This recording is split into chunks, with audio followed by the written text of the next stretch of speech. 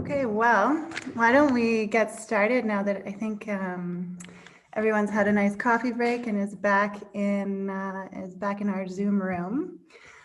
So hello everyone, and welcome to our last roundtable of the day called Expanding Comparative Research on Naturalization Beyond Western Cases, Interest in Challenges. And first off, thank you so much to Emilia for organizing this workshop and inviting me to chair this final session.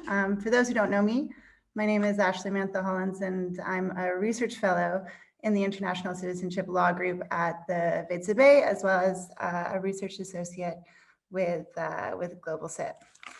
So I'll quickly introduce the great group of participants that we have on this panel today who really don't need any introductions, and also just quickly go through the format of the session. So first off, we have Rainer Baubuck from the European University Institute and the Austrian Academy of Sciences.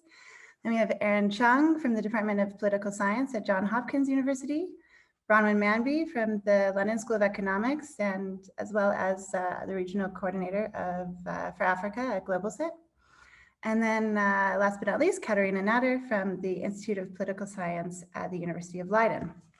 So we have about 90 minutes for this roundtable, and it'll be structured around two main sets of questions. And I'll read the first questions and allow each of the speakers to respond for about 5 to 7 minutes. And then I'll open up the discussion to the broader audience. So feel free during this time to either write your questions in the chat or use the raise hand function. But please indicate which of our speakers your question is directed towards, or if it's a general question to all speakers. Then sort of halfway through, about 5:45, we'll then move to the second set of questions. So to get started then, our first set of questions is, what are researchers missing by limiting comparison on naturalization policies to Western cases? Why is it important to expand the scope? And I'd like to go in alphabetical order, starting with Rainer and then to Aaron, Bronwyn, and Katharina. So Rainer, the floor is yours. Yeah, so thanks, Ashley. This is meaningful in the end, but we'll try. I understand the two questions in the following way, that the first one relates more to the purposes and limits of a global comparison, and the second one is a little bit more about the north-south. To expand our comparisons to the global south and what challenges. So I will talk about this in the first round, but in the second round. So my starting point is that, and this has come up in the conference, is that when doing comparison of citizenship across time and across contexts, we need to overcome perspectival biases as well as geographic scope limits. What I mean by perspectival biases, again, are two different things. One is the bias that consists, for example, in thinking about citizenship only in the context of immigration. You know, Luisi has already mentioned this a lot. This is a very, very Western, this is very typical of immigration. They have politicized citizenship because of immigration, and I think this is all that citizenship is about. But as Luisi pointed out, it's equally about emigration as about immigration, and we need to take this into account. And I would go even further. In some contexts, it's not about migration at all. It's about kin minorities in neighboring countries and in relation to those populations. In other contexts, it might be about participating in the global race for investors or for athletes, you know, the global hunt for talent. And this might be the purposes of citizenship policies. So we need to take into account what Martin and I called in the previous article, the multiple purposes of citizenship policies in order to make meaningful comparisons.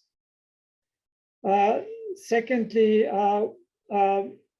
we also need to overcome perspectival biases in the sense of disciplinary biases.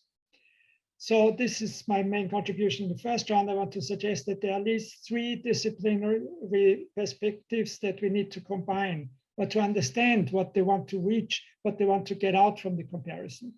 And this is law, political science, and I will bring in, that's my other head, political. What's the purpose of comparison when you look at this through a law perspective? Liaf has started with this at the very beginning. Citizenship law is largely, domestic law shaped by sovereign states in their own terms, but there is a body, a thin body of public international law that talks about citizenship norms. And these norms can be quite minimalistic. So they have a strong emphasis on the right to a nationality, meaning the avoidance of citizenship, and on non-discrimination in various forms, right? And that is important normative concerns, and it's possible to compare states around the world and how well they comply with these and other international norms. And Liaf's project is to develop and flesh out these norms even further beyond statelessness and non-discrimination. If you do that, you will adopt a methodology that suits the purpose. So I remember quite some time ago on Global Sit, I think it was still Judo Sit then, Olivier Fonck came up with an set of indicators for compliance with prevention of statelessness provisions in international law. And the best way to do this is a traffic light system. You say, which provision is red, meaning beyond the line, which is green, meaning compliant, and which is yellow, meaning concern and an alert, and you want, and it deserves to be monitored.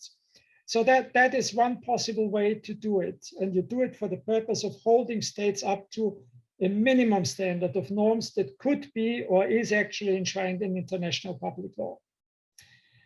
Secondly, there is political science, and political science has a different purpose. And again, what kind of indicators we construct depends on that purpose.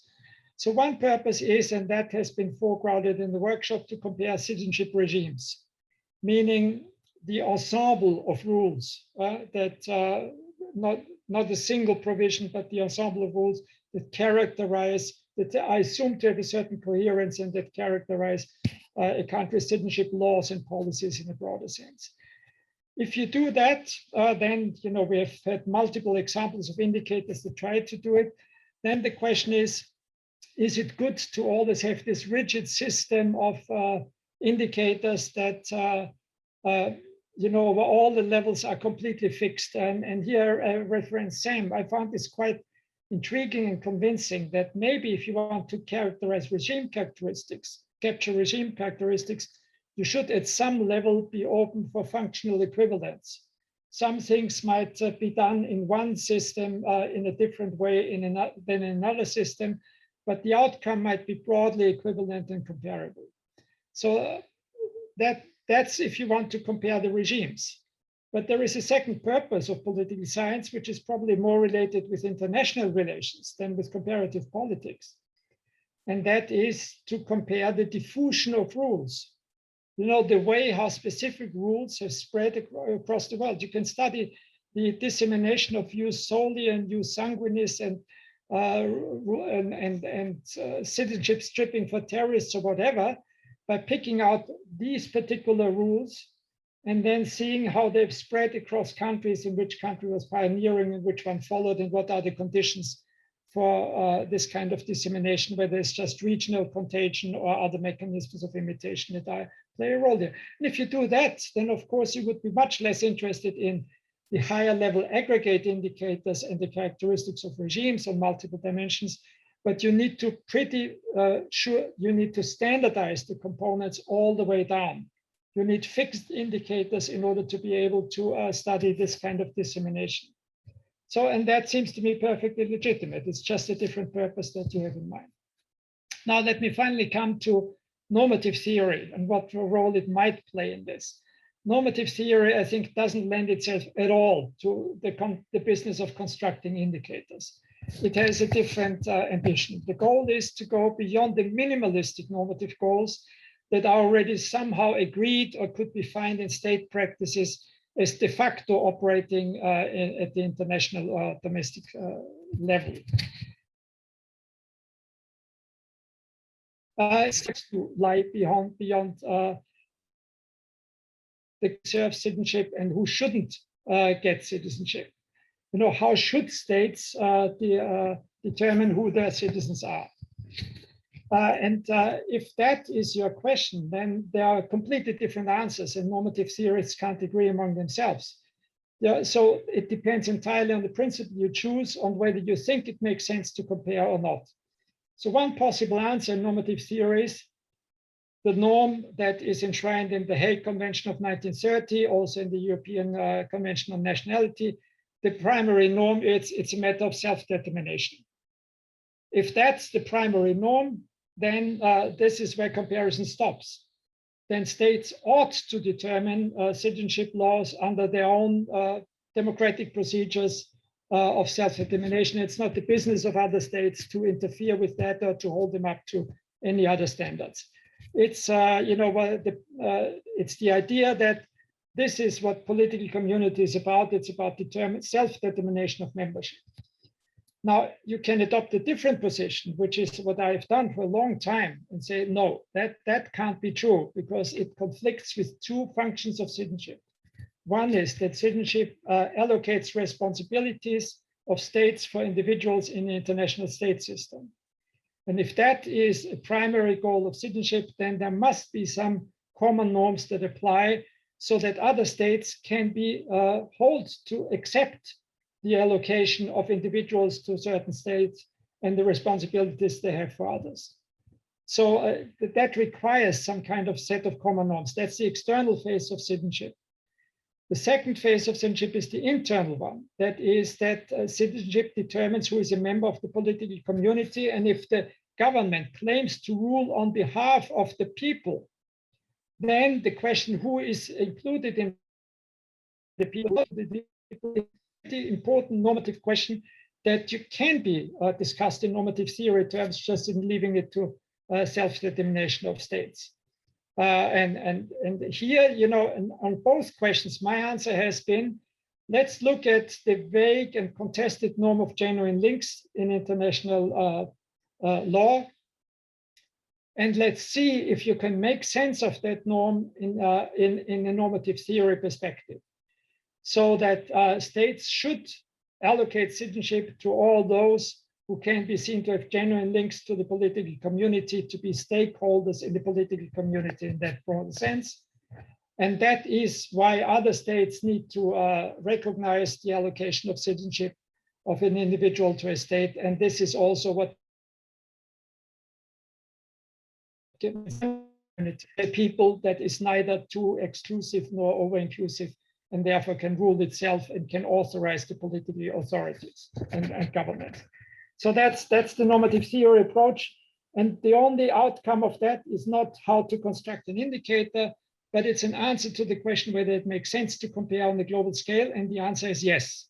If you adopt the second perspective, that there is a substantive norm for allocating citizenship and a meta norm, if you want, of including all and only all stakeholders, then you can go about and criticize states that are over-inclusive or under-inclusive. And you can try to then to say normative principle.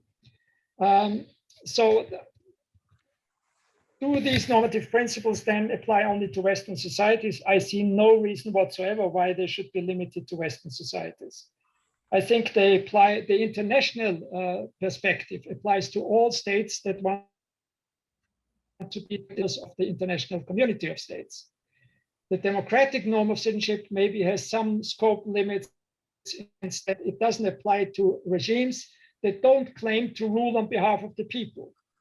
And there are a few left, you know, hereditary monarchies or it doesn't apply.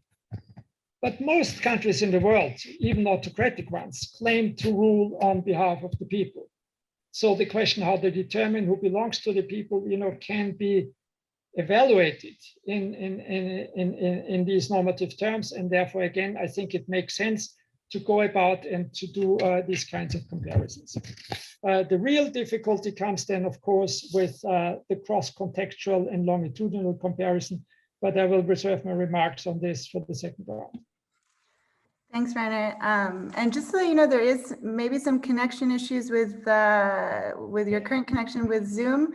So maybe you want to step out and then come back in and see if that helps for the second round, or perhaps maybe just turning off the video for the next round if there still is some connections issue there.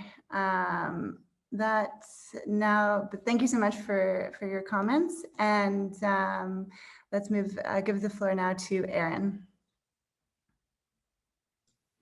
Thank you so much for inviting me to this workshop. And also, I apologize that I wasn't able to participate earlier partially due to the time difference, but also due to teaching obligations. And I hope I don't repeat what was discussed earlier too much, or put us in a very, very different direction. But first, thank you to Rainer for these really insightful and broad remarks. And it's really helpful that he laid out the main areas.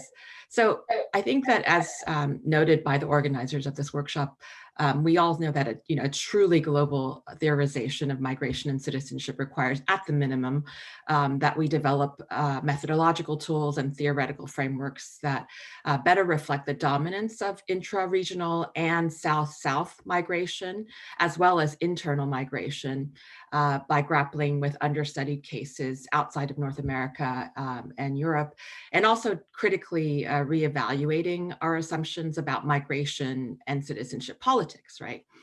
But expanding the scope of comparison on naturalization also forces us to really challenge our assumptions about citizenship and immigrant incorporation.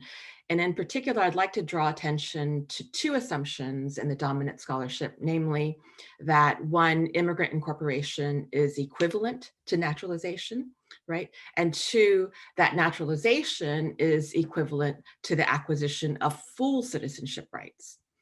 So let's start with the first one. So rather than view naturalization as a routine part of immigrant incorporation, or limiting our analysis of naturalization to policies on the one hand, or even to individual immigrant resources such as education and income on the other, expanding our scope of comparison really forces us to examine historical legacies and contextual factors. So obviously, I'm not trying to simplify things. I'm going to be complicating a lot of things, but I'll kind of approach that a bit more in response to the next question. But first, to be sure, examining immigrant political incorporation in countries with citizenship policies that are based exclusively on descent, right, regardless of immigrant generation, which is true for the vast majority of non-Western countries, requires a more nuanced approach to understanding immigrant political incorporation, because citizenship acquisition is neither procedural nor automatic at birth. These countries necessarily produce non-national residents who are multiple generations removed from their immigrant ancestry, thereby providing insights into political incorporation across generations, right?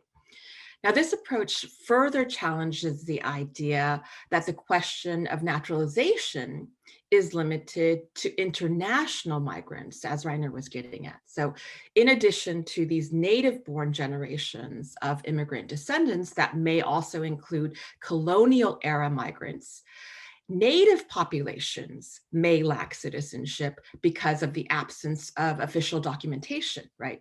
And this is especially a problem for, poor, landless, and indigenous natives in post-colonial societies who were beyond the purview of colonial authorities and remain outside the body of documented citizens, or minorities who were denied citizenship from the moment of independence from colonial rule, or who get reclassified as foreign during the process of nation building or rebuilding, or who are simply among the many, especially in Asia, that lack documents due to low birth registration rates, right?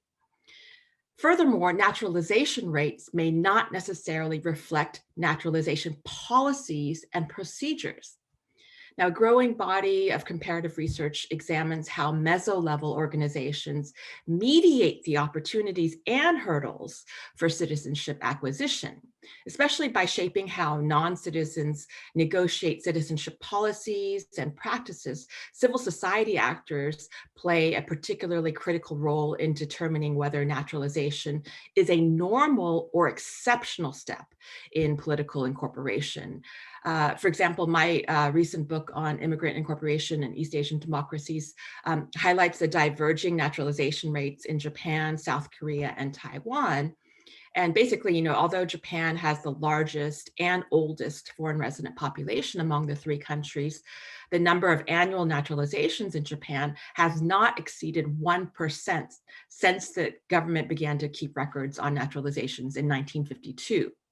And this is compared to Korea and Taiwan, where annual naturalizations have ranged from anywhere between 1 to over 3%, despite the fact that their immigrant numbers were much smaller until very recently and much newer. And I argue that these differences are not merely the consequence of formal naturalization requirements, which are largely very similar across the three countries, but rather they're the consequences of the ways that local governments and civil society organizations have either encouraged or discouraged immigrants and foreign residents to naturalize. And in particular, I basically show how local governments and NGOs in Korea have really actively encouraged for long-term foreign residents, especially spouses of Native citizens, to naturalize through public campaigns and support centers and so forth. But in Japan, that rarely happens, right? Even the most progressive immigrant advocacy organizations don't actually encourage foreign residents to naturalize as a step toward political incorporation or empowerment, but rather permanent residency is treated as the final step of immigrant political incorporation. And this is in part due to the fact that permanent residency has become almost a quasi-dual citizenship status in Japan, short of voting rights. And this is largely due to a non-citizen, what I call a non-citizen rights movement in Japan from the 1960s to the 1980s, where colonial era migrants and their descendants made claims to citizenship rights precisely as permanent residents, right, rather than as potential citizens in Japan. Secondly, another assumption that kind of expanding the scope of comparison would help us to derail would be that naturalization, is really equivalent to the acquisition of full citizenship rights, right? This, of course, challenges our uniform understanding of naturalization, especially the normative assumptions about its benefits, right? Certainly research on citizenship in a number of countries, not just non-Western countries, has demonstrated how civil, social, and political rights have been applied unevenly to both citizen and non-citizen populations. And we certainly know that scholarship on racial minorities in the United States has long examined the ways that national and local states have devised mechanisms to limit the practice of citizenship among groups that are marginalized by racial hierarchy, right? So similarly, the growing scholarship on internal migration in places like China and India, and on household registrations in East Asia and the Gulf, highlights how specific populations come to be defined as foreign in policy and in practice, and how citizenship policies that are based on such institutions can actually make native populations migrant, right? And this area of research, of course, also raises questions about how racial, religious, colonial, gendered, and legal classifications then interact in the articulation of citizenship policies and practices. And so I know that I'm running short on time, so let me just conclude that basically, rather than dichotomize a system of democratic citizenship for citizens and then undemocratic non-citizenship for foreigners, or assume that citizenship is merely a formal set of rights and privileges granted by the state, expanding our lens of analysis really reminds us that citizenship is a contested institution and a cluster of practices that are negotiated by state and non-state actors, as well as citizens and non-citizens. Now, how we go about actually classifying these kinds of policies and making these comparisons is, of course, the bigger challenge that we'll be discussing in the second round of questions. Thank you. Great, thank you so much, Erin. Bronwyn, please, the floor is yours. Thank you very much. I think there's going to be some overlaps, but some differences as well.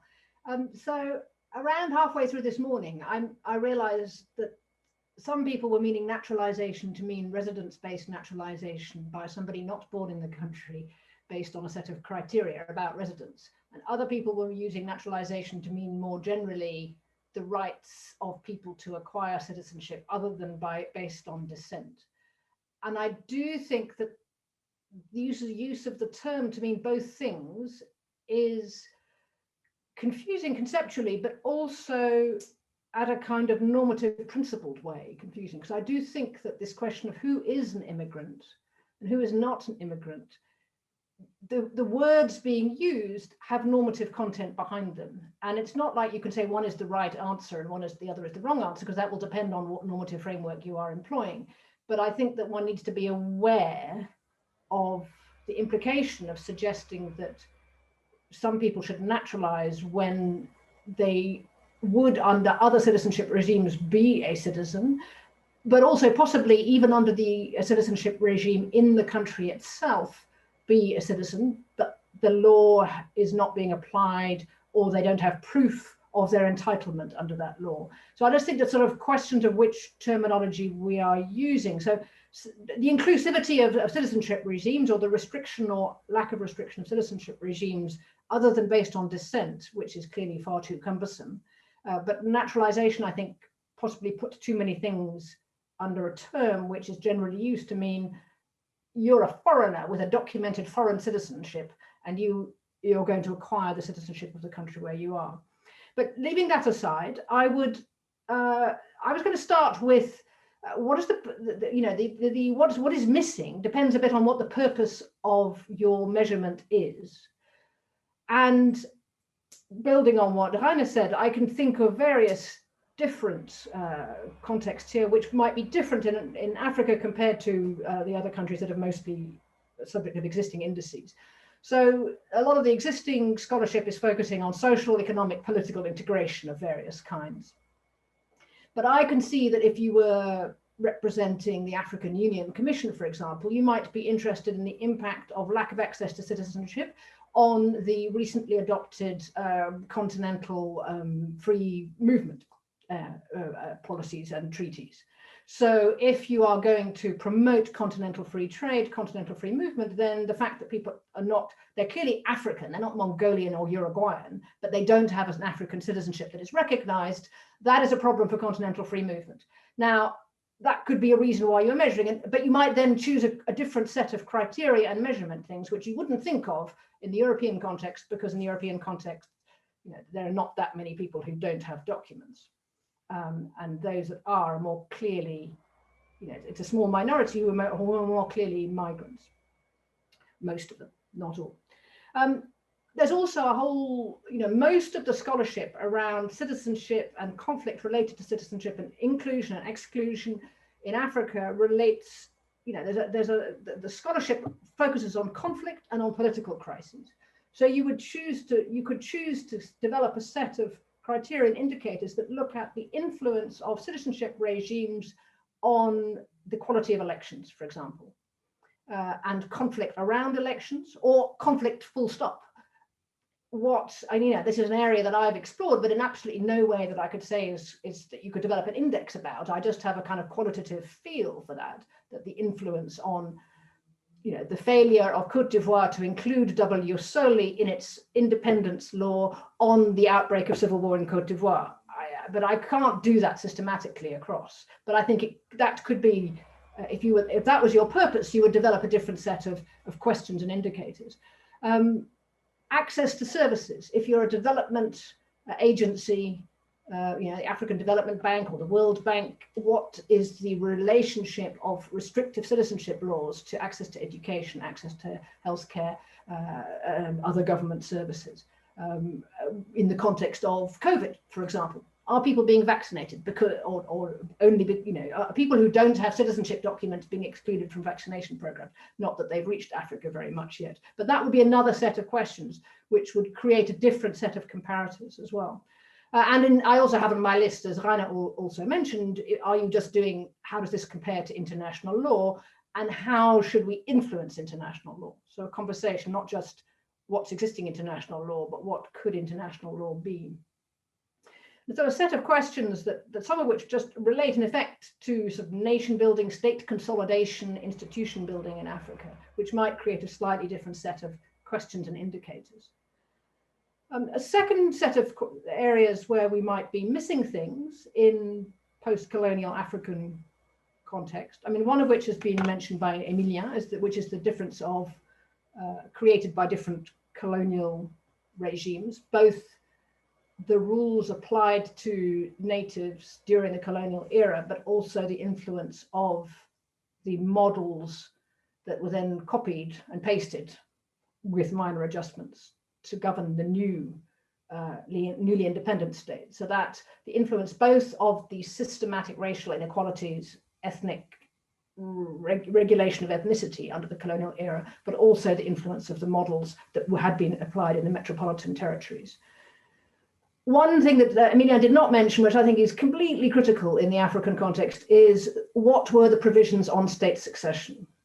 And in countries that have double jus soli, they've largely become less relevant. But in all of the countries that have now got descent-based rule, what were the provisions on state succession absolutely critical? Or were they none at all? So the fact that Belgium abandoned the Congo with nothing at all in place. There were some rules about elections, but that was it. And then it actually continues to have an influence on what is the situation in Congo today.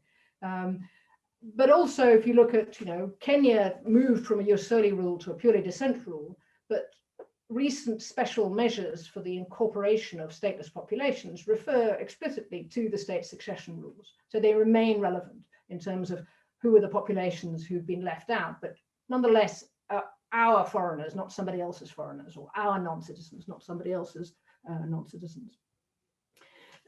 Other key variables that would not be looked at in a European context are the patterns of citizenship regime that relate to colonial era land expropriation and colonial era population movements.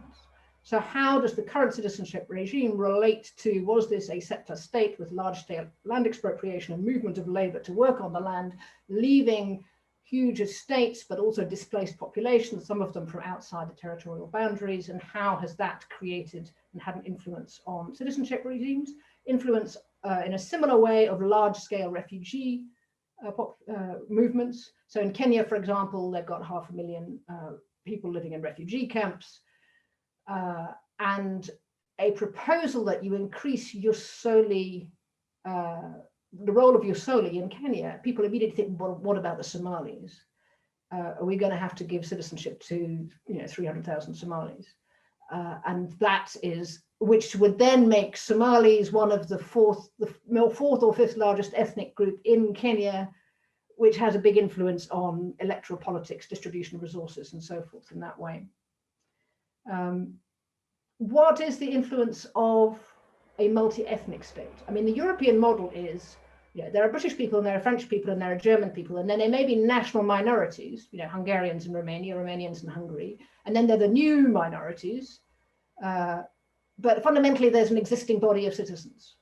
And that is also true in, the Central Asian states, for example. I mean, there are Kazakhs, and then, well, what do we do with the Russians? Who are thought of as being Russian, even if they were born and brought up in Kazakhstan. But there are not that many African states where that's the case. So what is this multi-ethnicity? What influence does that have on citizenship regime and how it's conceptualized?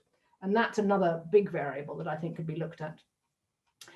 And a couple of other points to mention. Influence of particular leaders. What differences, you know, there are some African countries who had, at the moment of independence and popping up at different times thereafter, there have been particular leaders who've been very committed to a Pan-African ideal. And that's had an impact on how citizenship is conceived.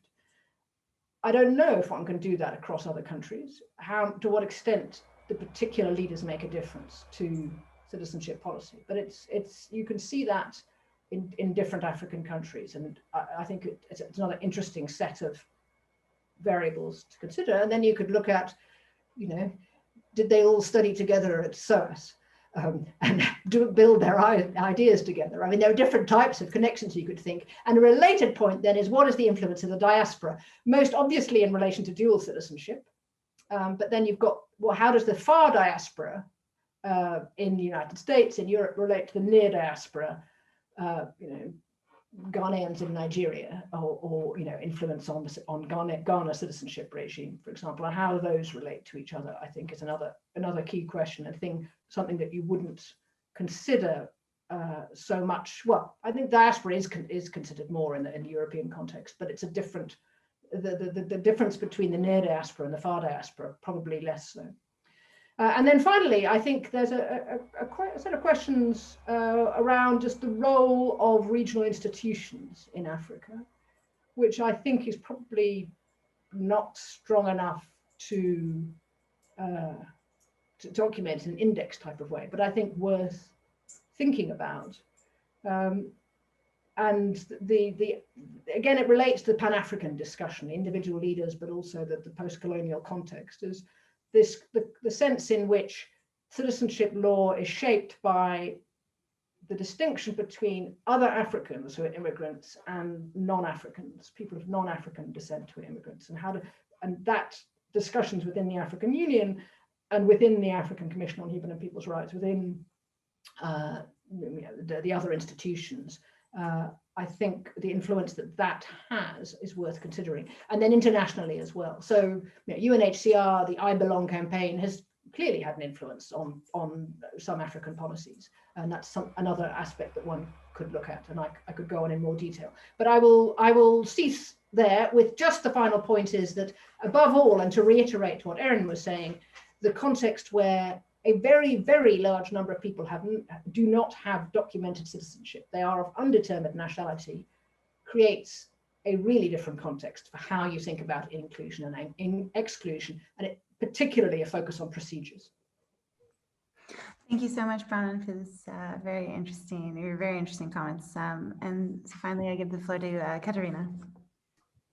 Yes, thank you, Ashley. Yeah, thanks a lot for inviting me to this workshop, Emilia. I'm also sorry that I missed the two panels just before, but I'm coming out of a 4-hour teaching block, so I hope that my comments will still make sense. I'm not sure whether it's the best or worst position to be in to talk as the last, but actually it allows me to comments that I had and just say two main things. And maybe just as a disclaimer, before that, I'm not strictly speaking a citizenship scholar at all. I'm more of a migration policy scholar. So some of the things that I'm saying might seem a little bit broad for those of you who really specialize on citizenship and naturalization, but I hope it's going to be relevant nonetheless. So when I read these questions, what are researchers missing by limiting comparisons to Western cases, for me, the key answer, sort of quick and dirty, would be, well, we're missing crucial insights on both variations and shared features. And so by focusing on only Western cases, we are kind of zooming into a very particular set of cases. And so the focus will be on differentiating those cases, not on trying to see what they have in common. So zooming out what might actually allow to see more what is actually shared and distinctive, even within this group of Western cases. But I think the point that I want to make here is that I think the importance of sort of these distortions in empirical analysis is that it has an impact on theory building, on how we actually understand what citizenship does to the polity, to human societies, right? And that goes for the relevance of citizenship in the first place. As some of you have said before, while formal citizenship might actually not be that relevant in some contexts outside the Western world. And I would even go so far as to say that within Europe or the West, we have a kind of obsession with formal citizenship. There's so much attached to it and we value it so much, but it actually, this sort of overall focus on formal citizenship kind of disregards that there are many places in this world where there are alternative understandings of national identity, of belonging, of integration. And so it kind of limits our thinking about political or societal belonging to this paper, which might be a passport or some other form of national documentation. And I think by going one step further, what this leads to is a very partial insight into the nature of modern statehood, into how states function and how they conceive of themselves and of the human beings they're constituted of. And I do like a quote actually from a special issue that's already a few years old on citizenship in the Global South, where in the introduction, Schwartz is sort of writing something in very nice words. So I'm going to repeat it here, where he says, basically, it gives partial insights into what forms of relationships and affiliations are privileged over others, what ideals of collectivity and solidarity are seen as, what assumptions of difference and foreignness impede national belonging. And I think this is really like quite a comprehensive set of things that we miss by only looking at Western states. We kind of have a very partial insight into what actually state approaches towards the other are and who even the other is in the first place. And I would like to come back. I'm not sure whether you picked up on this conversation throughout the day, because I only joined the panel in the first presentation from Martin in the morning, but about this liberal illiberal distinction. And while there was the discussion going on, I was thinking, yeah, what about naturalization through marriage, and what about same-sex relationships, right? I mean, we could probably all agree that granting naturalization through same-sex marriage falls into the liberal category, but does not granting naturalization to same-sex partners fall into a liberal policy then, or not, right? This is sort of where the norms also shift and where our standards of recognition might move depending on the context within which we draw those lines. So I just want to keep it here and sort of finish on this thought that, well, by sort of moving beyond the Western context, we can actually see or learn more about dynamics and transformations of modern nation states, and sort of getting maybe also some alternative stories of nation building into the discussion. Thank you. Thank you so much, Katerina, and for tying it into some of the things that we discussed this morning. So we are running a bit short on time, and I'd like to, make sure we have enough time for the second prompt, but perhaps there's one or two kind of burning questions that the audience has for our speakers, and yeah, you can just use the raise hand prompt.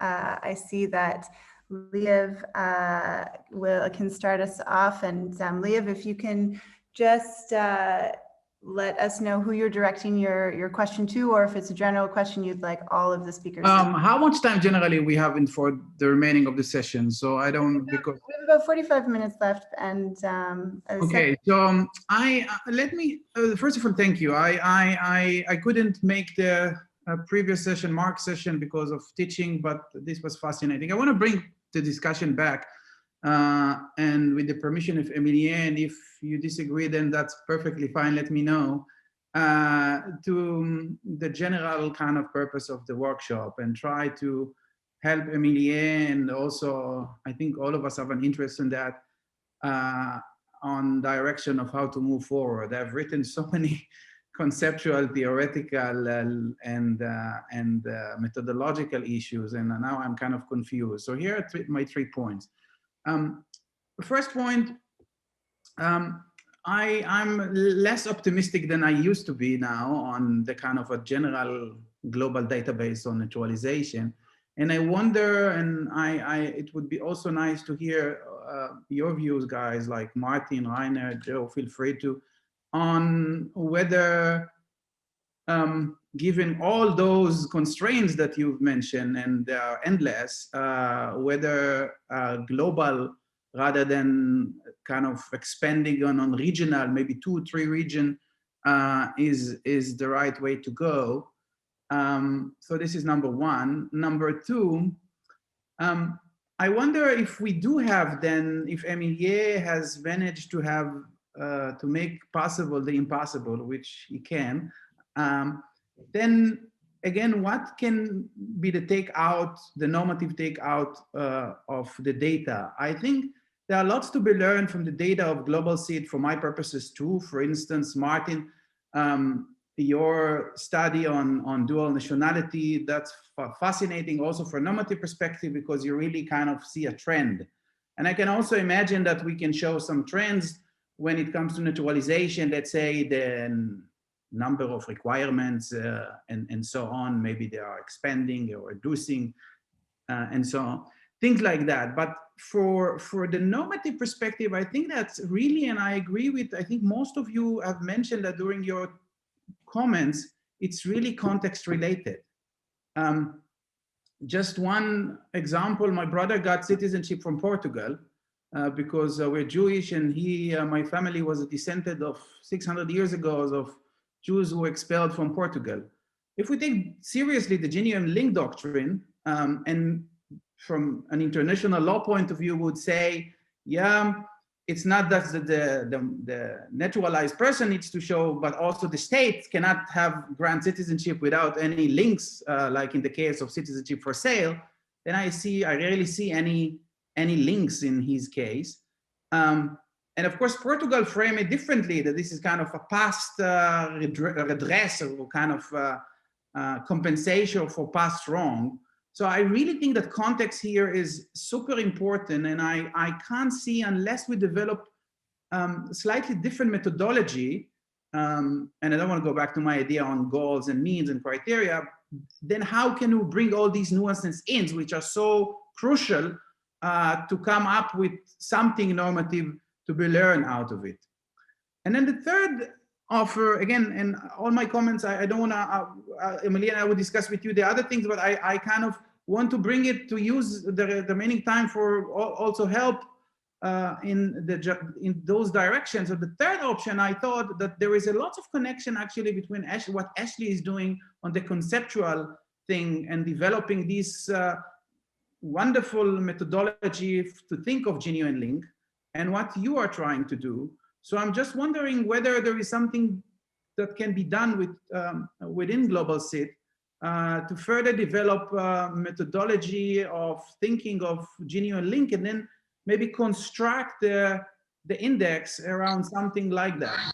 So these are my 3 points, but I would love to hear people also kind of your directions or future direction that you think would be feasible for such a project. Thank you. Thank you, Leif. So we have Emilia, Lillian, and Joe. Sorry, Emilia and Joe, then Lillian with their hands raised. So perhaps what we can do is I'll take their questions, comments quickly, and then I'll hand the floor over to the speakers to give them a chance to respond, and then we'll move on to the second prompt. So Emilia, please go ahead. Thank you, Ashley. So actually, well, my question relates to something that Liaf has just said. So it's something that has to do with the comparative approach, perhaps the most relevant comparative approach that we can take on naturalization, whether, given that we touched several times on the issue of the very different realities of access to citizenship in different countries and regions, does a regional approach makes more sense to develop indices and also theories or hypotheses than trying to create sort of a global comparative framework. So I was just curious to hear your thoughts on this. Thanks, Emilia. And Joe?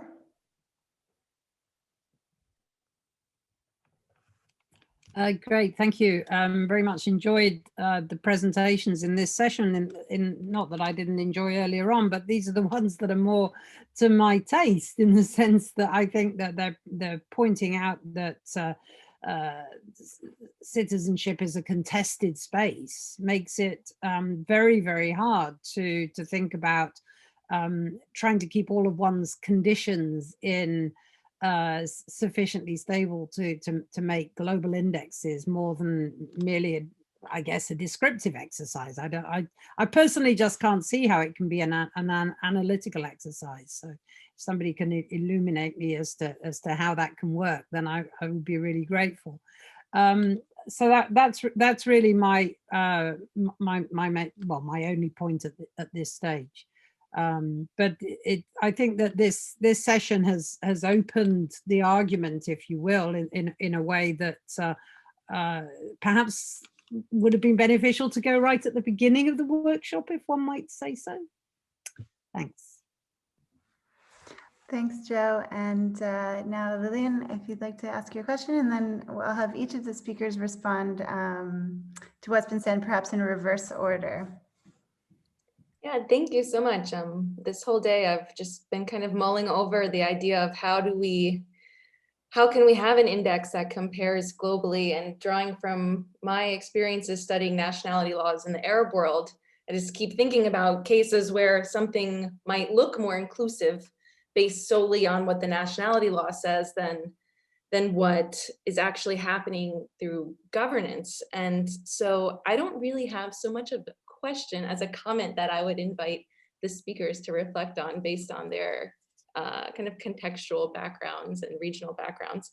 And the term I keep coming back to as I'm reflecting over it is discretion. And I wonder if there is a way that you might be able to get at discretion through a review of nationality laws, because I think in looking solely at the requirements for naturalization, even if you're limiting it to ordinary naturalization and forgetting about spousal transfer or investment citizenship, if you can see in the nationality law that it's built in that the Minister of Interior or another body is able to weigh in on this, or other more discretionary things like good morals, good behavior. These are things that come up a lot in nationality laws in the Arab world, and I wonder if that could be the case in Africa or in more eastern parts of Asia.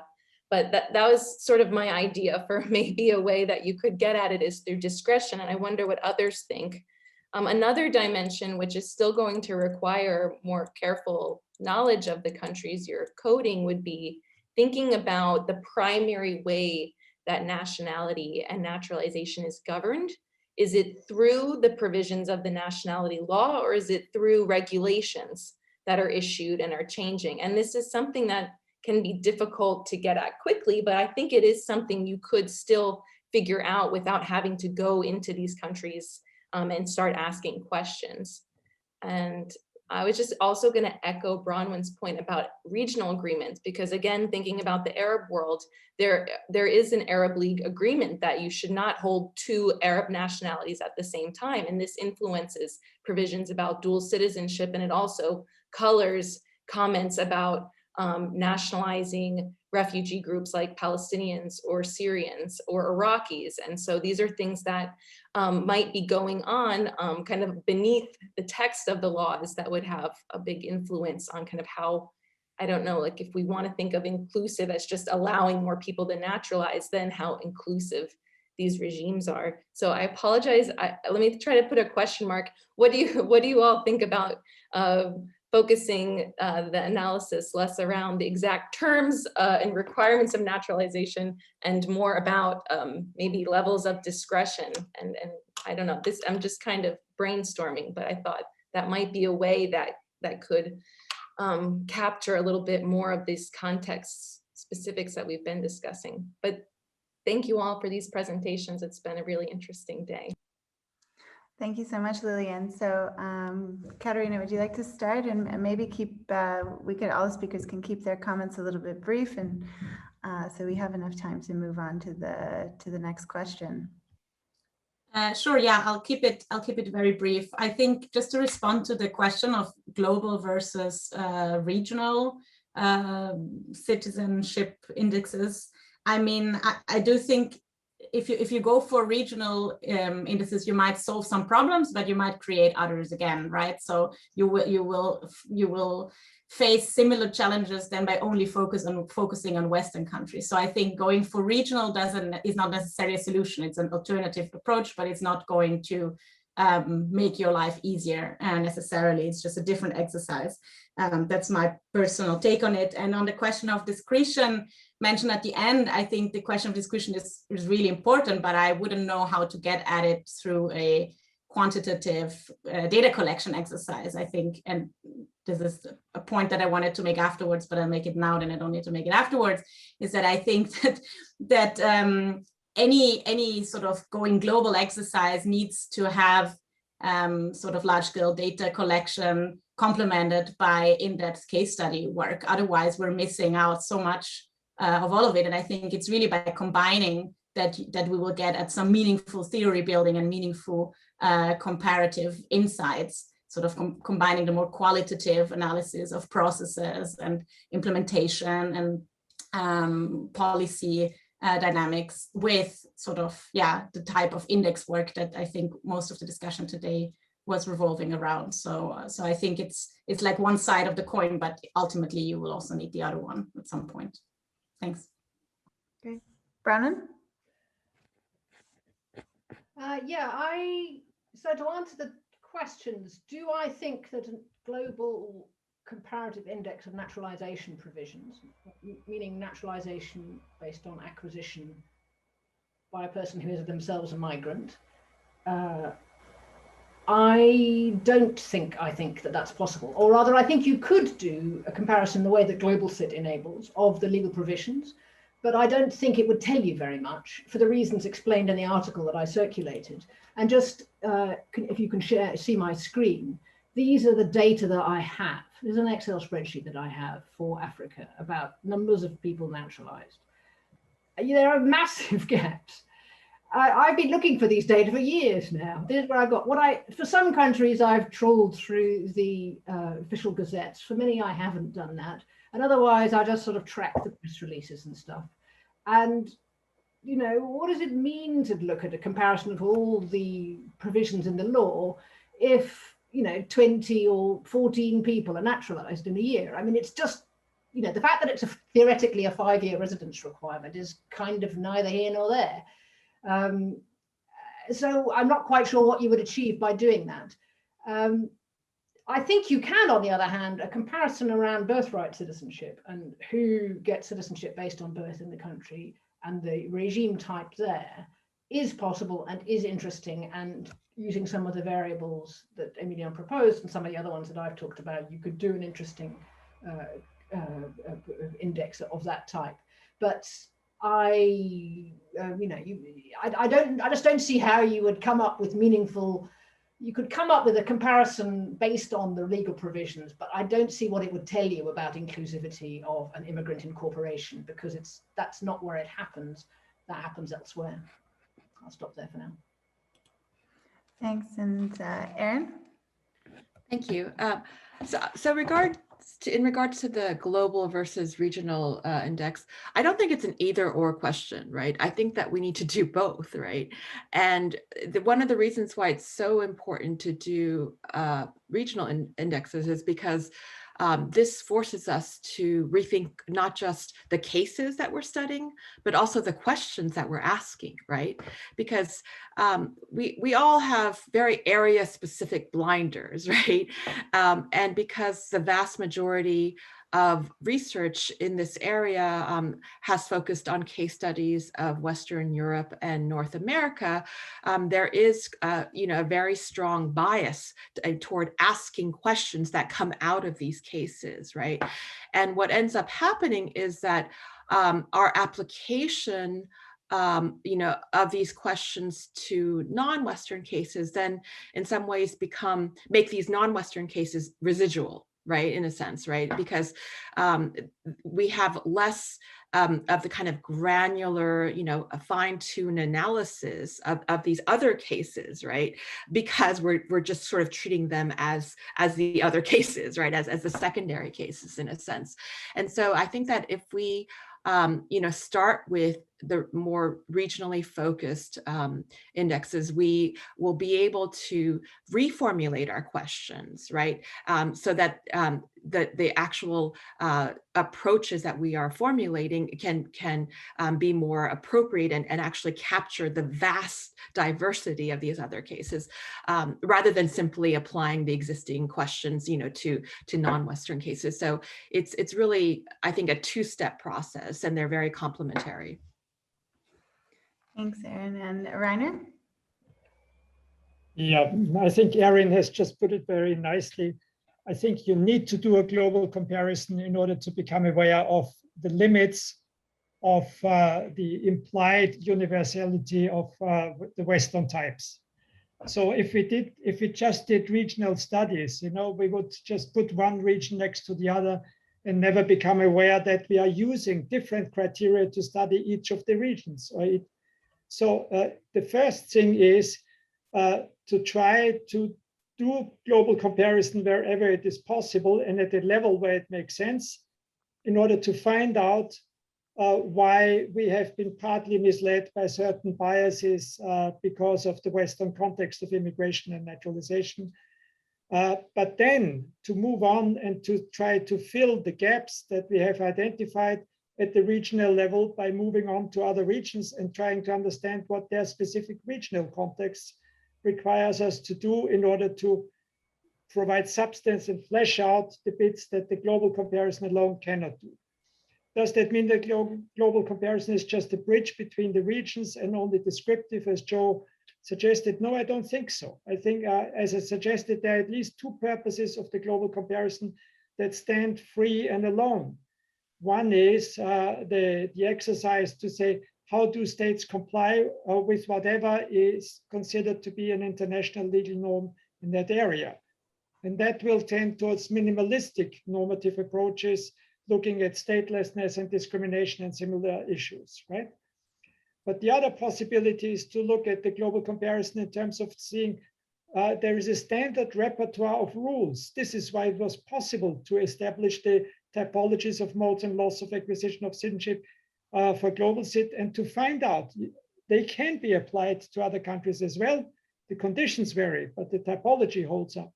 And that tells us that these rules have spread around the world, and there are patterns and reasons and analytical explanations that we can give for the dissemination of the rules across the world. But that's then where it ends probably. And if we want to go beyond that and study the nature of citizenship regimes, then you need to be aware of the specific contexts that are really vastly different across different world regions. And this is where we then need to find experts for the regional level that we have found in Bronwen and Diego Acosta and Luisi for Latin America and in Erin for Southeast Asia. So this is the right approach, I think, to complement the two things. I just wanted to add one point on Lillian's question about discretion. That's a very nice illustration. So we used to understand discretion from a Western perspective as whether the law says there is an entitlement to naturalization or discretion. In the Austrian case, there are these two types of naturalization. But if you look closer, you understand that through court decisions, what was called discretion actually doesn't leave any discretion to the public administration at all, because the rules are entirely fixed through case law, right? It just means that the individual doesn't have an individual claim, but it doesn't mean that the public authorities can do whatever they want. They are bound to use certain criteria.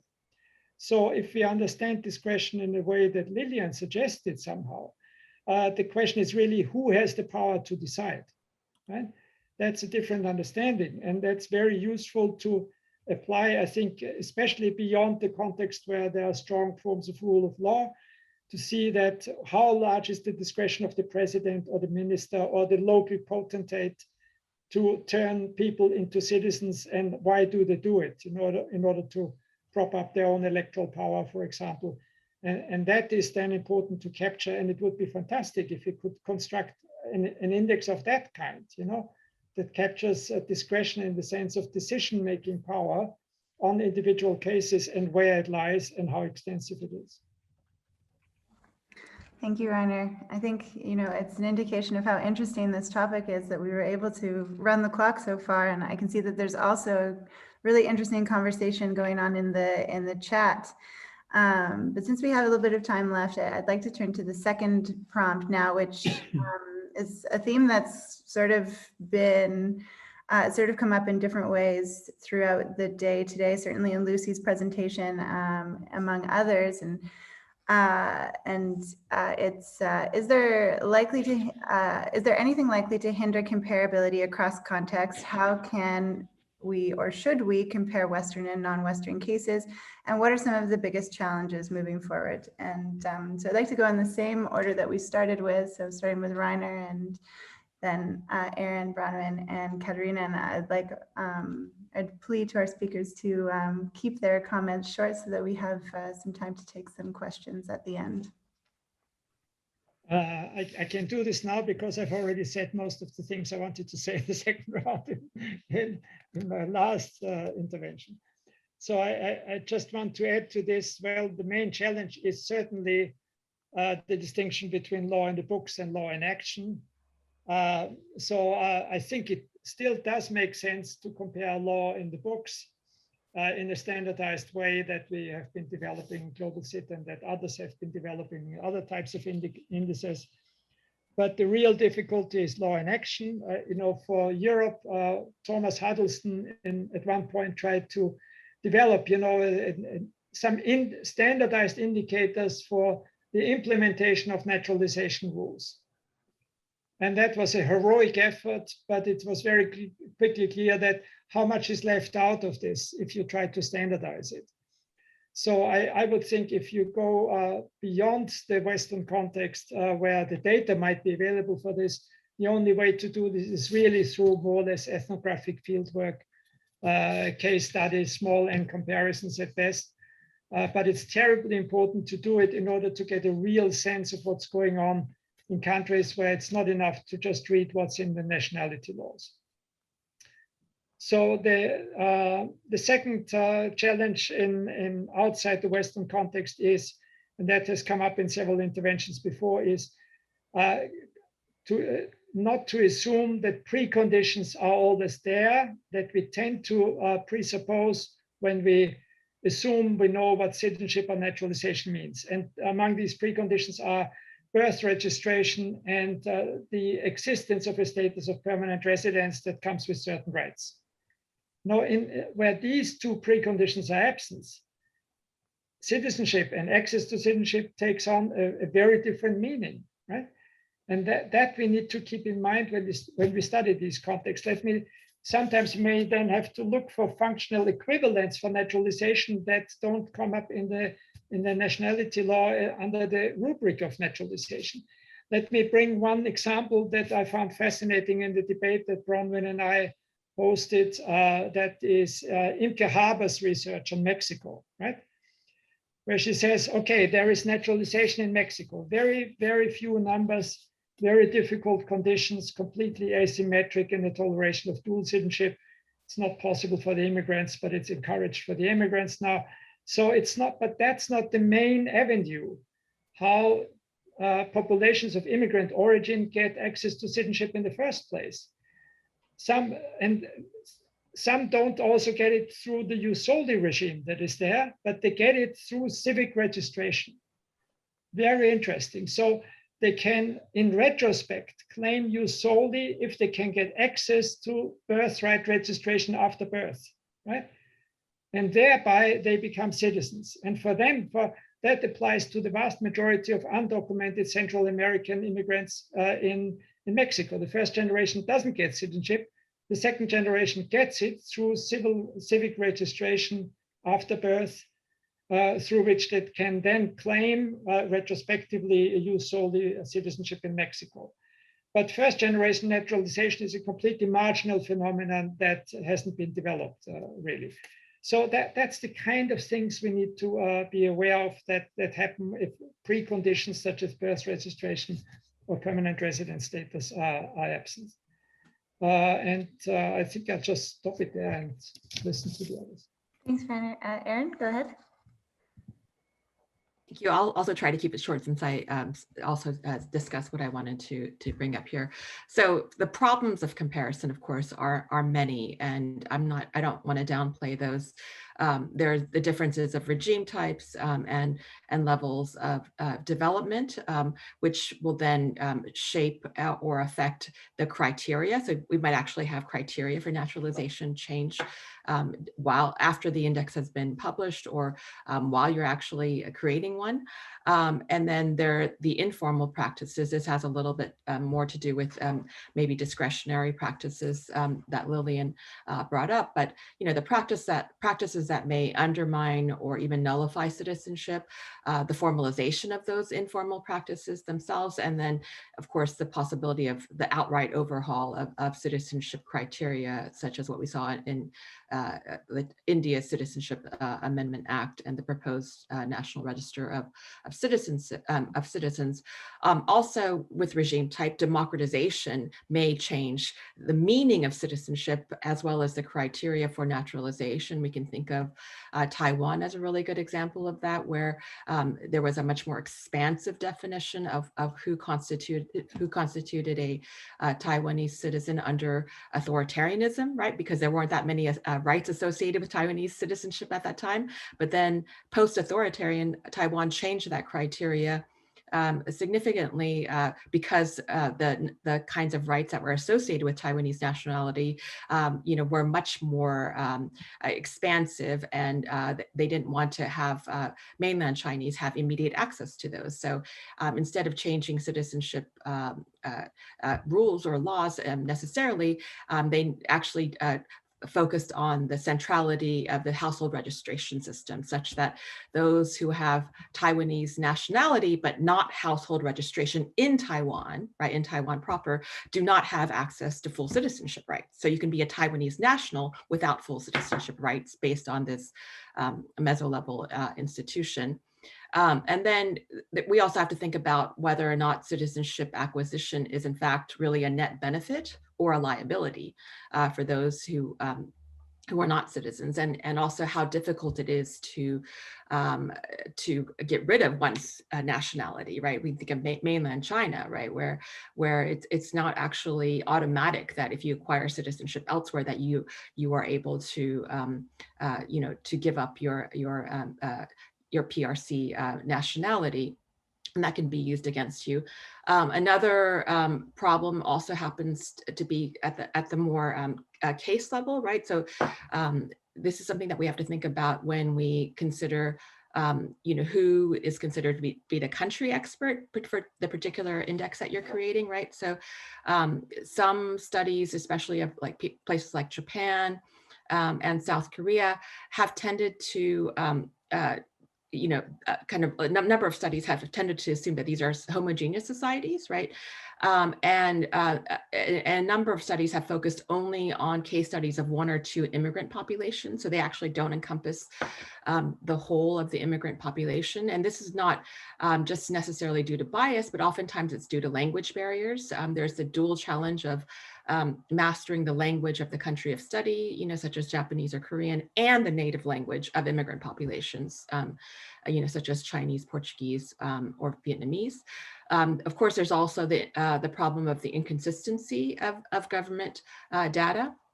especially traditional countries of emigration that have closed immigration policies, may not necessarily have official data on migration flows and naturalization that are consistently available, especially when naturalization policies are recently enacted, right? So we can't assume that these are necessarily there.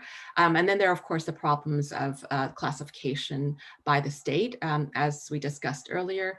And Bronwyn discussed this earlier. Some countries deliberately do not use the term immigrant, right? Certainly East Asian cases don't use that term at all. And so you have to actually look for, you have to find the foreign populations and find the immigrant populations, whether they're called migrants or foreign residents or migrant spouses and so forth. So that can pose a large problem. But having said all this, I do think that this is not an insurmountable task, right? After all, we've created expansive indexes on democracy, right? And comparing democracy across the world. And these kinds of studies have also faced similar challenges, right? In thinking about sort of democracy with adjectives and so forth. So I think that this is not an impossible task. But as I mentioned before, it does require us to really rethink the questions that we are asking, right, in creating these studies, and make sure that we are not simply reinforcing our dichotomous worldviews, right, through our cultural blinders. And this requires much more fine-grained and granular approaches to all country cases. So, I think the first step is really by questioning our area's specific assumptions. We're able to then be more attentive to kind of more emergent forms of citizenship that would then generate new research agendas that can potentially travel between disciplines and move beyond isolated cases. So the main thing for me is that I think by expanding our comparisons to cases that are understudied, we actually may find that migration and citizenship politics in Europe, North America, Australia, and New Zealand are in fact the exception, right? And not the norm. And that many of our existing theories are based on historical snapshots and not on long-term trends. And so I think that's kind of the most exciting aspect, is that we may actually find that some of our deepest assumptions about what is the norm may in fact be challenged. Thanks, Erin, for leaving that on an optimistic note. And Bronwyn, the floor is yours. Yeah, I mean, having my last intervention, having said that, I don't see what you would gain by doing a comparison of naturalization terms. I do want to kind of resile from that a bit and say, I think the challenge of thinking about what would be interesting comparative is a really interesting and important one. And I think, to come to Rainer's point about, law in the books and law in practice, I mean, this would necessarily be qualitative rather than quantitative research. But I think with the quantitative research, it's just if you don't have the data, there's no point trying to create correlations, because you just don't have any data to correlate. And if you try it, you'll end up with nonsense. But I think the qualitative investigation is really interesting and important about how does naturalization happen at the level that Rainer was talking about, at the level of civil registration, at the level of getting identity documents, at the level of the hybrid state, non-state vetting committees that include, people, representatives of the immigration department and the traditional leadership and the local school principal to say, yes, we know Rainer Baubock, he's a citizen. How do those processes work?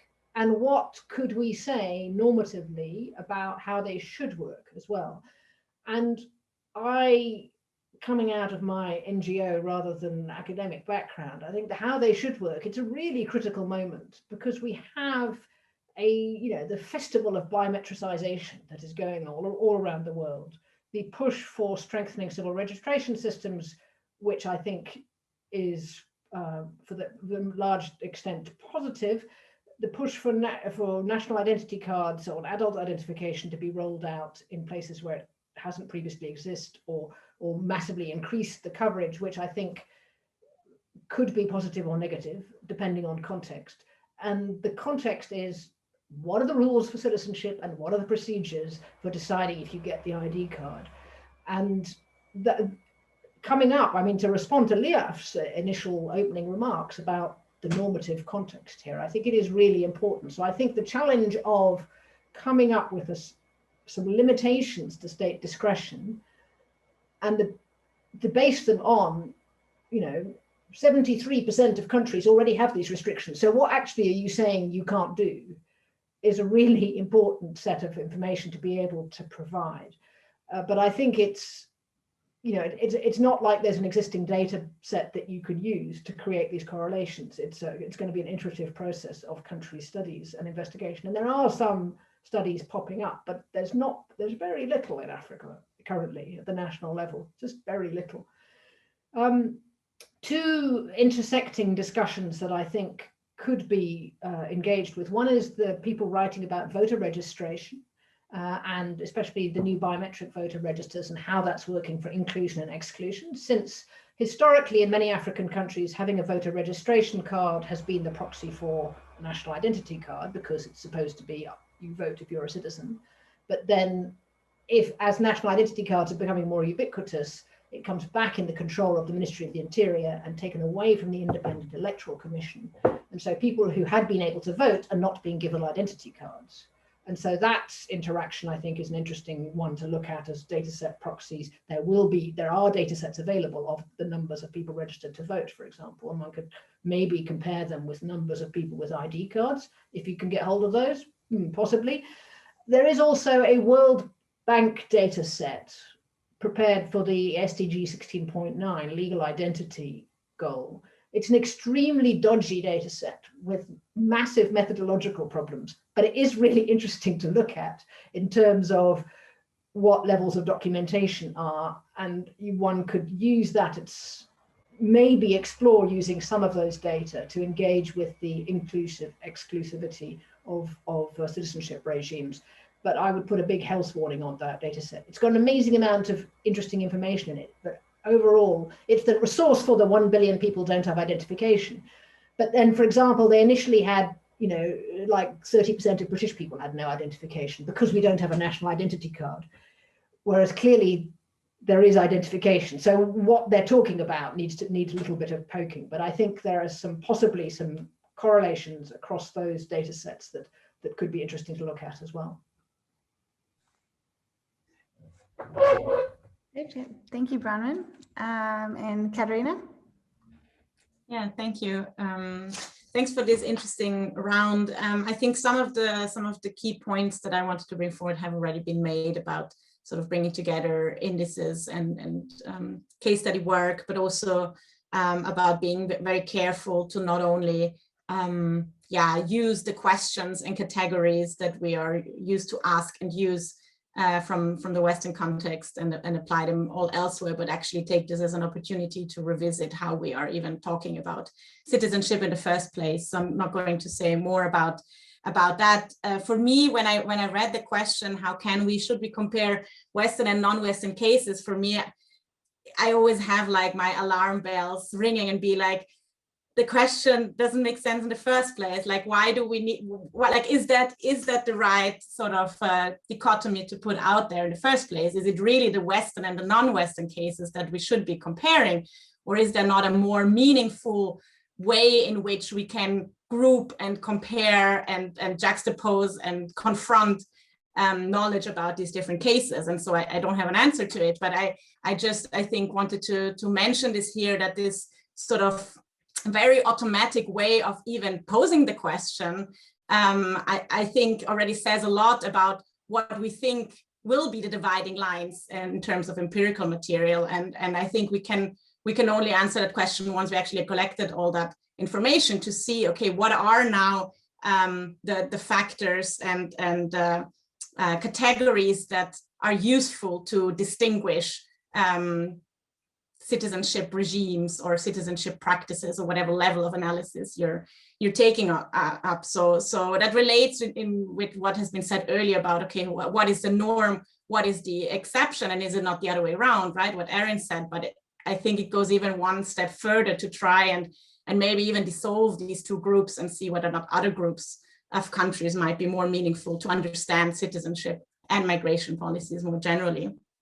And the second point that I sort of was thinking about when reading these questions and about what the biggest challenge moving forward is, then for me, everything that has been said is very true and resonates a lot with me. But for me, there is also this question of the political economy of knowledge production that comes in. And I mean, just looking at who participates in this workshop, we are talking about going global, but it's still a very select group of people from either Western backgrounds or Western institutions that are sitting around the table. So and that's not a critique at all. I think the work that is being done by the people in this room is absolutely amazing. And I mean, there are loads of big academic ideals that are in this room for me. So I really appreciate the opportunity to be part of this. But I think we do need to think about, okay, what does a global understanding of citizenship mean, and how can we reach it and make it actually more inclusive? And I'm not sure whether, I mean, I think going about country experts or regional experts is a really great forward, because it makes it a more plural kind of endeavor. And I'm not part of this project, so I don't know how this is done. But I think I just wanted to raise this point of maybe being aware of how this knowledge is produced and what kind of questions I or we can even ask from where we are sitting, that maybe, well, we're not necessarily seeing sometimes the most important questions that are out there. And so that I hope that in projects like this question of knowledge production is sort of part of the larger program, even if it's not standing at the center, and I think it doesn't need to be, but it should probably be somewhere attached to it. And I would love to hear, how this is done in this project, and how you're working with this group of country experts. So that I would be very interested in. Thank you. Thank you, Katharina, and for bringing up very important, very, very important points. So we have about 5 minutes left. I know it's not a lot of time, but I'd like to open the floor for some comments, and of course encourage everyone to be brief with them. I can see that Sam has raised his hand. So Sam, the floor is yours. Thanks a lot. Well, thanks a lot for this final roundtable. It's really brought things together, clarified some things, complicated more. Very inspiring and stimulating. I just wanted to say that, I mean, one of the big projects that is always cited and that I would cite as a role model is VDEM and their data collection efforts, and also their understanding of various understandings of democracy, although one can argue it's still very much Western centric. Anyway, VDEM does something interesting as well, is that they only focus on numbers and de facto indicators. So many have raised the issue of naturalization rates, registration, and so on. And it's interesting that VDEM takes this course because they don't bother with coding laws or like, for example, electoral rules, as we have done in Global Cit as well. They just say, okay, about 100% of citizens have suffrage, that's it, you know? And they ask country experts sometimes to estimate. So sometimes these numbers are not really taken from statistical data or whatever. They're just estimated by country experts, much more flexible approach. But we have to ask ourselves, what do we want to do? I don't think that focusing only on policy outcomes is the solution, or on statistics, demographics, as far as these can be captured for a global index, but also focusing only on laws is not the whole picture. I just wanted to say that VDEM, as a truly global endeavor, has this approach, and we might also think about how we do it differently and why. Thank you, Sam. So I have Martin, and then Liev, and then Emilia, and then maybe I'll give each of the speakers a minute to say some concluding remarks before we close. Yeah, thanks a lot. So very stimulating discussion. A lot to say about this. I will not say too much. Thanks a lot for everyone on your thoughts, and I actually my comments follow up very much on also what Sam just said, and I really like your reference, your analogy to democracy, to work in the field of democracy, Aaron, because that's also something that I referred to in the morning already. And obviously in Russia or in China, there are elections, and we wouldn't assume that just because there is a formal election that these are fully functioning democracies, right? And that's exactly, I think, the kind of issues that we are struggling with. So for me, so a couple of things were mentioned, like citizenship is contested, and of course that's very much the case, and I completely agree, and that's actually what makes it interesting to study citizenship, right? But the fact that it is contested doesn't mean to me that we cannot compare, right? It means that we have to be extremely we have to be context sensitive, right? And that's, I think, what is important, and especially is very tricky with when you work with indices, and that's why we have to maybe think more about disaggregated indicators, and especially have to be more context sensitive. And it's also one of the things that I mentioned in the morning, that I think we are, now that we have mapped more or less completely globally the law in the books, we are, right, and that's certainly something that I take from this discussion, we definitely are not at the point where we say, okay, now we understand completely how things work also in practice, right? And that's why I think, again, Aaron's example of Korea and Japan is very interesting, right? Because we see different outcomes in terms of naturalization rates, even though the law in the books is fairly comparable, right? And that's, of course, something that is not particular for the Korea and Japan example. We have the same thing, Irene Bloemraad and Canada and the US, right?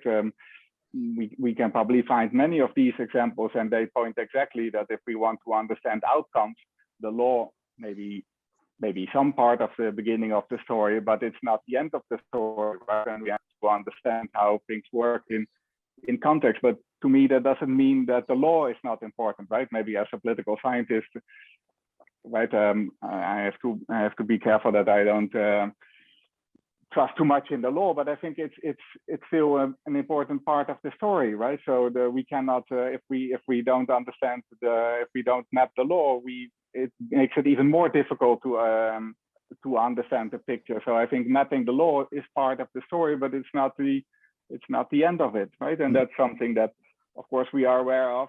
But the more we go global, the more this becomes pressing. And I think many of these examples today might illustrate this. And for me, indeed, the key question is, right, that I take from this going forward, what are the kind of questions that we might realistically ask to country experts who help us to understand putting the law in context, right? And indeed, Sam mentioned to some of the examples where we might look at the VDEM, for example. But I think there are questions that we can ask people that bring in some of the information that help us understand, right? How to interpret the law in context. And there are also other indicators that we might refer to, right? So birth registration rates is something that is of course very important in terms of the relevance of documentation. I'm not exactly sure where you were going with your example of the Portuguese example, Leof, because of course the Portuguese example is particular, right? That somebody might acquire the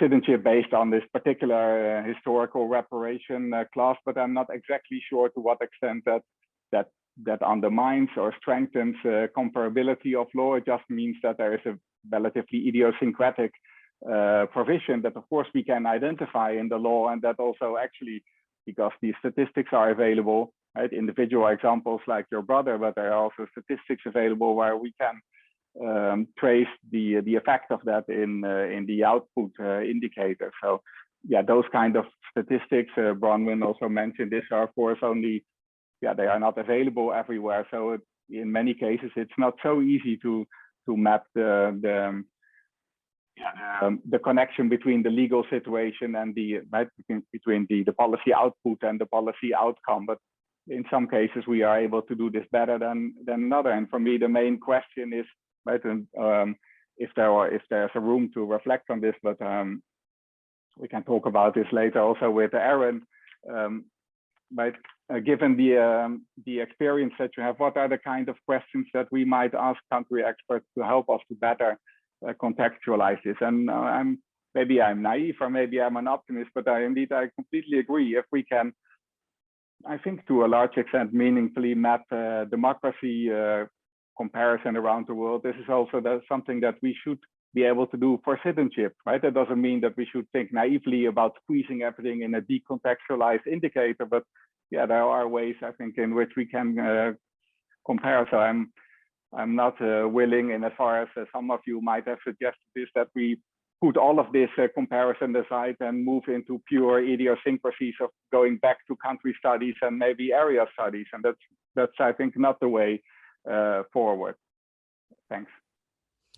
Thanks, Martin. Liev, did you still have a question? Yeah, but first of all, clarification, Martin. I am all for a comparison.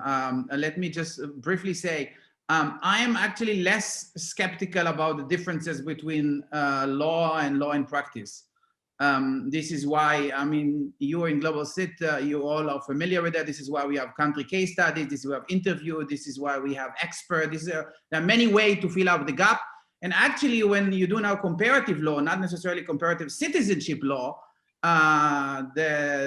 if you go to the kind of the leading journal, empirical legal studies and things like that, they all compare constitution and laws and have very little to say about the law in practice, because obviously you can't, when you do large comparison, you can't take into account law and practice I mean, you can, but to a certain, with some limitations. So that's perfectly fine, focusing on the law and going global. What I rather had in mind is that these nuances, for instance, with Portugal, is not because of there are cases which kind of anecdotal cases we chose differently. It's more about the methodology when you go global and focus only on the law. So let's assume we focus only on the law and we go global. I still think that the terminology of mode, naturalization mode, doesn't capture the legal nuances, even if you focus only on the law and go global, that are important from a legal perspective, because lawyers would usually work with means and purposes and ends. And the mode is a kind of umbrella category for everything. Yeah, you disagree? But why is that? I mean, we can perfectly capture, right? We can completely compare the Portuguese provision with similar kind of provision in some other countries. So why is that an example of limited comparability? Because there might be cases in which the means, let's say language requirement or loyalty oath, would be a legitimate mode, but when you change the purpose for why it is being used, then it would change from a legal perspective the normativity of what you would say that whether it's legitimate and illegitimate. So obviously the purpose, the goal of the policy affects the means, and the means affect the policy, and I think mode doesn't capture these nuances. But having said that, I want to say something about Aaron's idea of democracy. I like this democracy index. I mean, I don't like the Economist democracy index at all, but just to take it as an example of maybe it's a kind of an index that might be developed, because the democracy index at the end is intrinsic, because democracy, you kind of rank them. So you have a ranking of democratic all over the world according to the quality of democracy, according to what the Economics magazine defines as the criteria. So imagine that we take, Martin, Rainer, what you have mentioned, that you are working on the liberal and illiberal, and then kind of structure the index according, which also would lead to some ranking in the kind of the spirit of the democracy index of, let's say, liberalization in access to citizenship, or openness in access to citizenship, whatever you want to call it. But then the index would be aimed at some normative goal built in. Like very similar to the democracy index, let's say in the spirit of legitimate or liberal or illiberal, or if I use Yelena's yet to be published paper, so she's working on a paper on discrimination, whatever it is called, race, sex, and money or something, and they randomly chose certain countries and they check the level of discrimination, and then at the end there is a ranking. So if we keep, maybe instead of checking all the modes of naturalization, we can identify those crucial kind of key modes which are important for international law, and then have a ranking which is built in, lead to a normative goal in the spirit of the democracy index. Anyway, just a thought. I don't know if it's a good one. That's not my field. Thank you, Liev and Amelia. And then each of the speakers can have a minute to wrap up. Yes, thank you, Ashley, and thanks everyone for this fascinating discussion. I just wanted to come back perhaps on one of the variables that we mentioned earlier about political regimes. So knowing that Bronwyn and Erin are have an expertise in specific regions, I was just wondering, do you think that this variable in particular, the political regime variable, makes any sense to look at policy variations in citizenship acquisition policies for immigrants, so in Africa and in Asia? Okay, thanks, Amelia. So why don't we start, since you had a question directly to Bronwyn and Erin, why don't we do Bronwyn, Erin, Katarina, and Reiner? The political regime discussion. I mean, so many African states just come under the kind of authoritarian, authoritarian, electoral authoritarian. The rest in that, and then some of, I think none comes in the kind of full democracy categorization. So I don't know that the political regime would give you an interesting, looking at those categories in those other indices across with citizenship. I don't know that would give you an interesting set of comparators or not, because I mean, sometimes really quite authoritarian regimes have been more inclusive. I mean, notably Rwanda since Kagame took over. It is inclusive because he says so. It's not because it's democratically acceptable or anything. And there's also actually they are revising it at the moment, and it appears to be becoming much more restrictive, although it's not quite clear if that's just drafting error or if they mean it. Burkina Faso in the 1980s under Thomas Sankara was, removed gender discrimination, created automatic acquisition on reaching majority based on birth in Burkina Faso, became much more liberal. Also, a very authoritarian government. So, and then you've got, South Africa in 1994, immediate effort to try and redress past wrongs. Similarly, Namibia in 1990. Creating access to citizenship for those who'd been driven out in 1904 by the German genocide of the Herero. So there are, those are newly democratic governments, but then both have become less democratic, and the regime has become, Namibia remains very open. South Africa has moved somewhat more open and somewhat less open. So I think in each context, I could give you a discussion about why that's happened, but I don't know whether a simple categorization is going to give you an interesting set of correlations. Just as a final remark, I mean, I definitely agree with Martin that comparing the laws is a useful thing to do. I mean, I wrote a 400-page book, which basically the one-line summary is the law makes a difference, even in very dysfunctional states.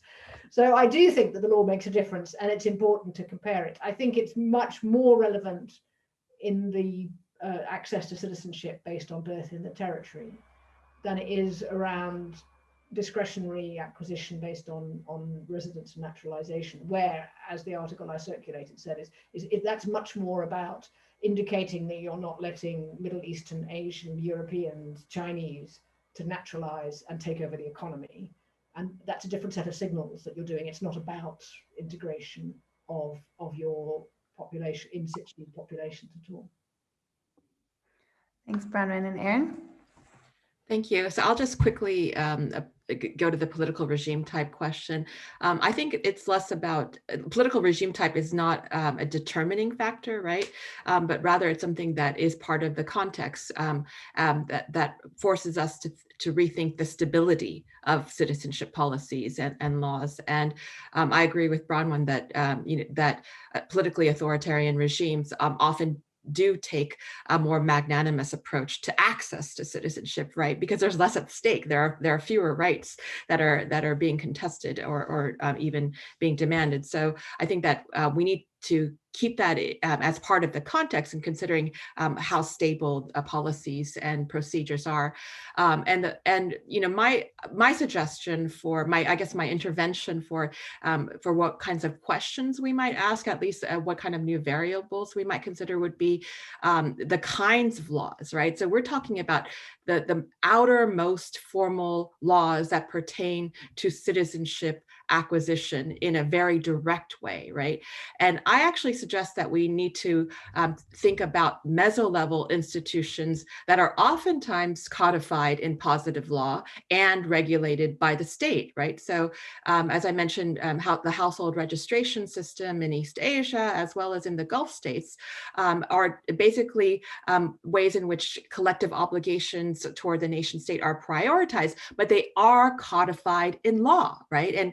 And what's really, I think, important to remember is that the household registration system, especially in East Asia, is often prior to one's actual national level citizenship, right? So you actually, as a native-born, member of Korea or Japan, you actually have to be a member of a household, registry in order to be recognized as a citizen. So it's actually prior to one's legal juridical membership.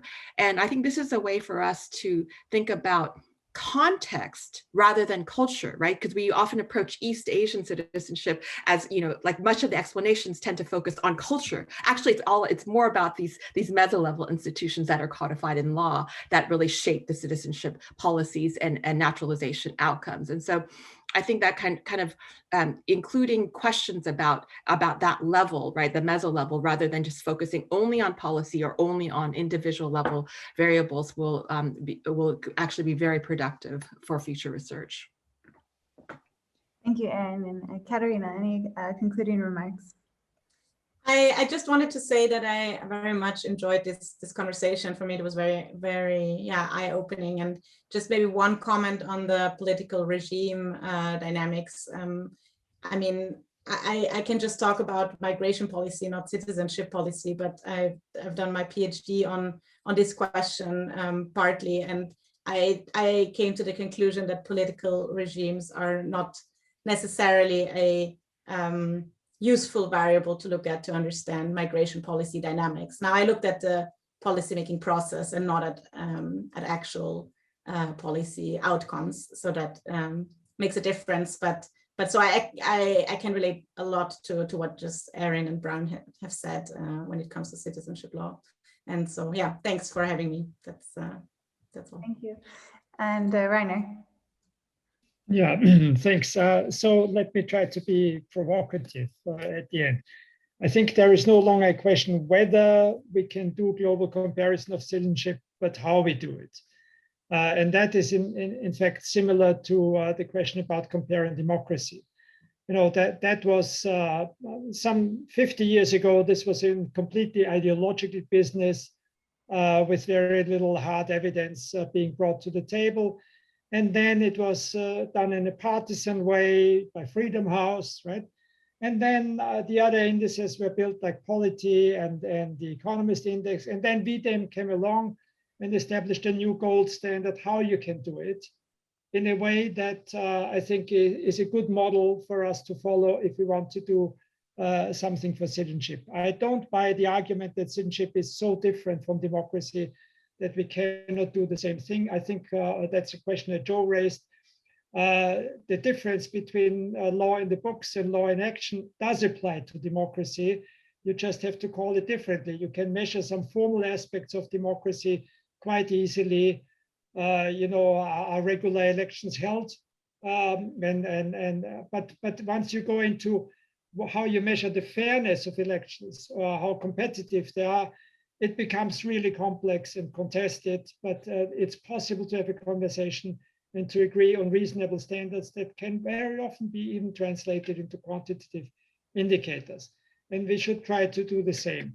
So here are a couple of prescriptions of how to do it well, right?